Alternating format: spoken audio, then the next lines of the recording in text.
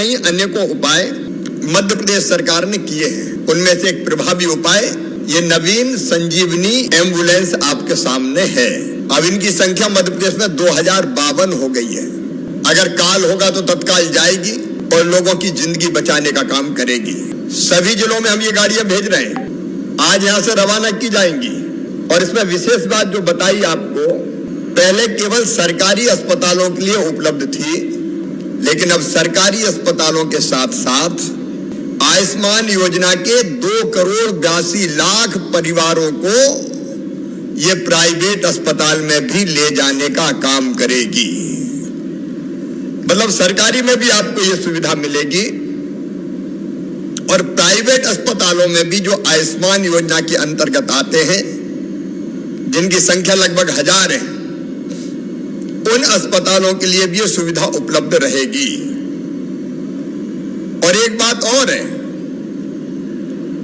अब कोई भी नागरिक भले वो आयुष्मान भारत योजना के अंतर्गत ना आता हो, उसको किसी प्राइवेट अस्पताल में भी जाना है तो वो शुल्क देकर इस सुविधा का उपयोग कर सकता है। उसको प्राइवेट गाड़ी ढूंढने की जरूरत नहीं है। ये एम्बुलेंस इतनी सुविधा युक्त है कि इसमें गंभीर रूप से बीमार हो, गर्भवती बहनें हो, उनको और या घायल हो कोई, आसानी से अस्पताल में सुविधा के साथ ले जाया जा सकता है। और एक्सीडेंट के मामले हम लोग देखते हैं, और कई बार तो ये होता है कि एक्सीडेंट अगर हो जाता है तो लोग भी तमाशा देखते रहते हैं। कई मौकों पे ऐसा हो जाता कौन चक्कर में पड़े। लेकिन इस एम्बुलेंस में अब ये व्यवस्था की गई है कि दुर्घटना कहीं भी हो, किसी की भी हो, दुर्घटनाग्रस्त भाई या बहन को निःशुल्क ये एम्बुलेंस नजदीक के अस्पताल में ले जाएगी। उससे कोई शुल्क नहीं लिया जाएगा।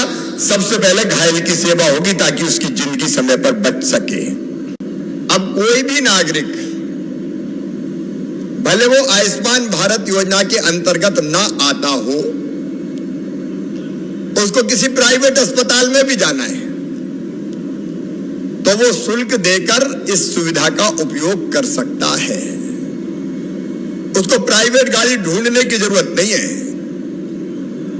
ये एम्बुलेंस इतनी सुविधा युक्त है कि इसमें गंभीर रूप से बीमार हो, गर्भवती बहनें हो, उनको और या घायल हो कोई, आसानी से अस्पताल में सुविधा के साथ ले जाया जा सकता है।